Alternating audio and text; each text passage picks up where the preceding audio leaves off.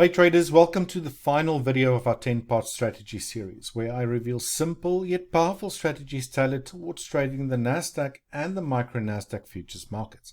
Again, the best part of all of these strategies is that they're meant to be accessible to everyone, whether you're a complete novice or a more seasoned trader. Watch again as I reveal easy to follow trading methods that you can start using right away without wasting your time hunting for opportunities every single day. For my 10th and final video, I'm going to show you my volume spread scalper strategy. Now on the chart there, you can see that you've got these green blocks with green and red lines, as well as red blocks with also green and red lines. So basically they are signals that's produced by the volume spread scalper indicator as soon as volume spreads were identified to be out of balance. Now when you see a green block, you potentially want to go long above that green line, and when you see a red block, you potentially want to go short below the red line. Now on my lower panel, I also got my volume delta histogram loaded, which I used in a previous video during the series, and basically what that does, it displays the net volume up or down for each particular candle and shows you very quickly whether buyers or sellers were in control during that candle.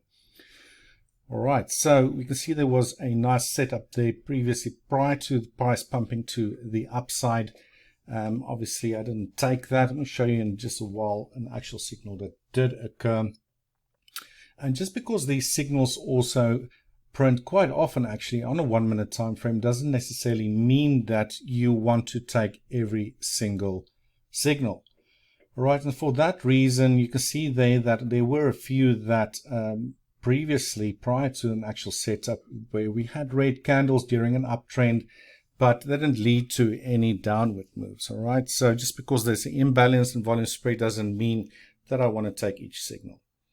That's why I like using a higher time frame as well, in this case a 5 minute time frame. And in this time frame I got my momentum or MACD divergence indicator loaded. So I want to spot a particular instance where the indicator either picks up bullish or bearish divergence, and then after that bullish or bearish divergence takes signal in the direction of that signal that's been printed there on the 5 minute. You can see prior to an actual setup that occurred here, which I'm going to show you in a while again, that the Nasdaq was trending lower pretty strongly. So I was waiting for a potential volume spread scalper sell signal. There was one that actually printed on the 1 minute time frame, also after a previous instance on the left hand side chart where we had momentum divergence. Also interesting there, as price made that high, you can start seeing that sellers start entering this market.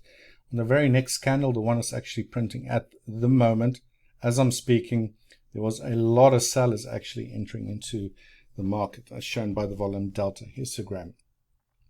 Now at that particular stage, while that 5 minute time candle was still underway, I waited for another potential bearish divergence signal. And if I were to get one there, that would then be the final signal for me that I need to get short if another volume spread scalper sell signal would to be generated. Now at the close of that 5 minute candle, I didn't get one, and that's probably to do with that long wick that you see that just went above the previous momentum divergence signal and then closed below it. Now before the actual trade did occur, you can see that price started to push up a little bit. There were a little bit of buyers stepping in there with that little green bar, but they failed to push the market higher. And on the very next candle, you can see that even more sellers start flooding into the market, as seen on the volume delta histogram there. At this stage, the ranges of these candles were pretty big. So I had a micro Nasdaq contract also loaded so that I can potentially trade from there to control my risk a little bit better. You can see that there was a 145 tick wide sell signal that was generated by the volume spread scalper. So I decided to enter with 4 contracts at the low of that candle at that red line. As soon as I got filled, I placed my stop for 4 contracts at about 145 ticks, so above the sell signal generated candle.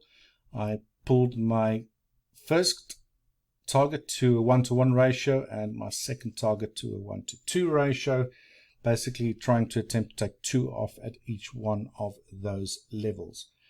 Wasn't a long wait afterwards. Price started declining pretty rapidly, and my first target was reached for 2 contracts. With the remaining 2 contracts, I immediately started reducing my risks. Since I am scalping here, I was trying to aggressively manage the risk on my remaining position.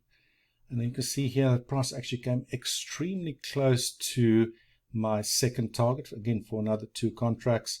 So I again start trailing my stop aggressively to the downside, nearly got stopped out there, but price reversed back downwards again, and eventually I got filled on my second contract on a 1-to-2 ratio. And all in all, this trade yielded around about $400, and that's on the micro contract of the NASDAQ. Again, using the volume spread scalper indicator in combination with the volume delta histogram, as well as the higher time frame, looking for momentum divergence and also trying to figure out what the higher time frame trend might be. So that I do attempt to take signals that is in the right direction of what the charts are telling me. And that's a wrap for the final video of this 10-part strategy series. I really hope that you enjoyed these videos and that these strategies can be useful for you on your own trading journey. Again, if you want to see more videos like these, we are planning on releasing more in the future, then please subscribe to this channel and hit that notification bell. That way you'll never miss out on any of our upcoming videos. Again, if you're also interested in getting your hands on indicators similar to the ones I've used during this entire series, then go check out the link below this video in the description and consider joining our free Ninjacators Indicator of the Month Club. Again, thanks for watching, and until next time, happy trading.